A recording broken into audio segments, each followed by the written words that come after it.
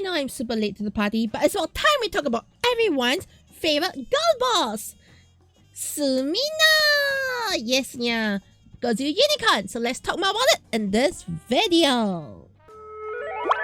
Tokusatsu!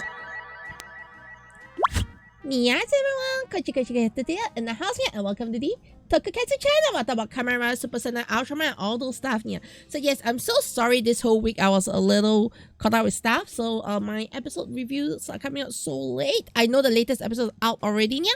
However, I have not watched it. Join me tonight in the Discord to watch it alongside with me here. And yeah, you can hear me live, entertainment.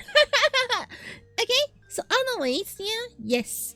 So last week was the debut of GOZYU Unicorn. Alright. I think it was a really nice episode here. And we get to know a lot more about Sumino, her past, alright?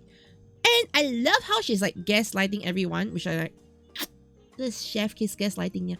But the thing is, a lot of her gaslighting is not with ill intent. I know that sounds really weird here. She doesn't have ill intent while gaslighting here. But she's also like, kind of gaslighting herself half the time.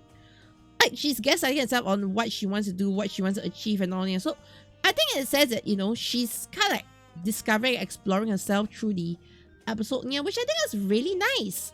Okay, another thing that stood out to me was, they finally stopped doing the crazy editing, which I have been praising, actually. Right, so, Gozyugers have been doing this editing style where they're like, chop, chop, chop, chop, chop. It feels like entire YouTube shorts put into one episode. Like you have 48 YouTube shorts put into a 24 minutes episode sort of feeling, or like, TikTok style of editing.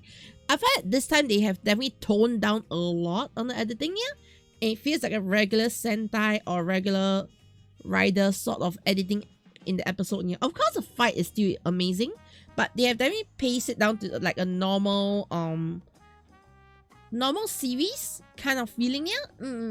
So in a sense, I'm kind of disappointed because the first few episodes of Gozyugers was really like, visual candy to a very crazy extent, But I think to really tell deep stories, they probably have to like, tone things down, So last episode, I was like saying that it feels like I was very amazed how they can tell such a deep story, GOZYU ego, alright, with the kind of crazy editing, But then they sort of like lost that charm in this episode.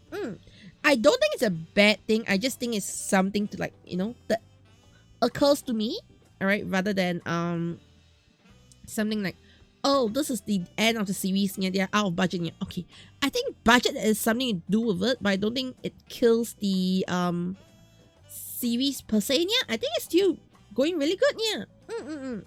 So another thing I also find about this episode is I like how they are, building a lot of foreshadowing for the future episodes. They're building a lot of the character in-depth character exchanges. Alright, because one thing we never really get, I think, for Gozyugers right now is we haven't really got any of the characters interacting with one another properly. Like, they're all their individual characters. The characters never had like, oh, Red has crazy interaction with Blue. No, it's just Red is doing Red's own thing. Blue is doing Blue's own thing. Alright, Yellow is doing Yellow's own thing. Alright, Green is doing Green's own thing. And I kind of like the fact that she is the one who is actually tying the whole group together unintentionally. Yeah, I don't know if you get this feeling that she's the one who is bringing the whole group together. I mean, she's the last of the 5 members to be added in here. So it kind of makes sense that from here on they work a bit more as a group, though they are not really as a group.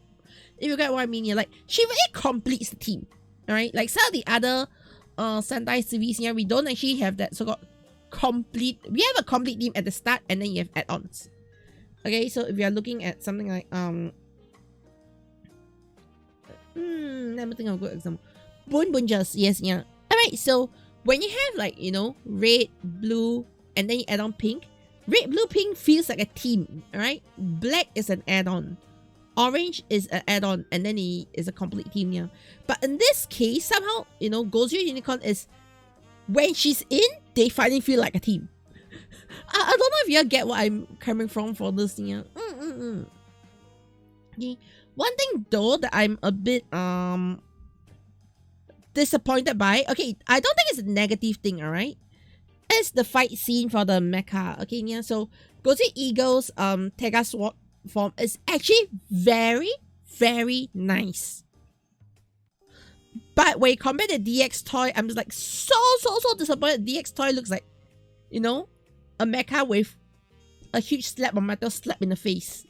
Yes, yeah. We're gonna have that with GOZYU Unicorn as well. Yeah. Anyway, yeah. So I find it the mecha for this series. I wish that each of the individual mechas would be sold individually as a Gunpla kit.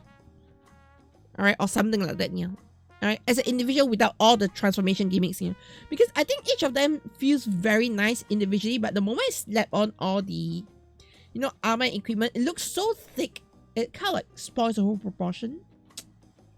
It's just my point of view, yeah. So do let me know in the comments, do you agree with me on that point that the mechas could use a lot more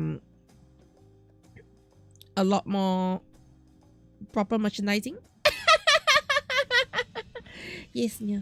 Overall, I definitely am looking forward to see how Sumino actually contributes to the show here, because I think among all the characters so far, she's probably the only one that has really added more depth to the whole story.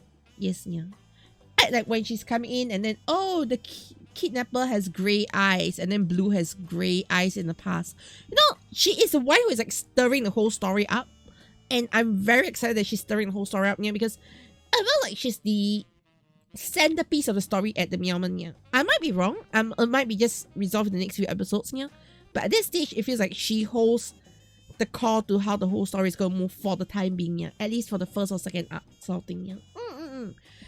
As for the enemies, though, I don't know. I'm still feeling very 50-50 on the enemies right now. They are very entertaining. Don't get me wrong. Yeah, but it also feels like the enemies are play the job of we are enemy of the week, and we are not seeing much beyond, oh, we are enemy of the week, and too much character development on the enemy side. Yeah, I mean, at this stage, yeah, we're still early in the series. Definitely the heroes need to have some level of you know, some level of spotlight first. Yeah, alright. But if you're looking at for example, boonboomgers, yeah, they had like the whole Mad Rex arc wrapped up within like 11 or 12 episodes. Okay, yeah. So for them to build up the villains and their emotions or their characteristics and personality much earlier, I think that was more important. Like, Boom just did the villains better service from earlier stage, yeah. So I'm not sure if they are going to do the same with Gozyugers, but at this stage the villains just seems to be there to be villains, which is a very common thing in a lot of Sentai series, yeah, like Lupin versus Pato Ranger. The villains are just there as villains. They were not like any magnificent thing or any you know, story compelling thing to it, yeah. But yeah, so let me know in the comments below what you think about this episode, and do join me tonight to watch the latest episode of Gozyugers, yeah. And I'll see you in the next one.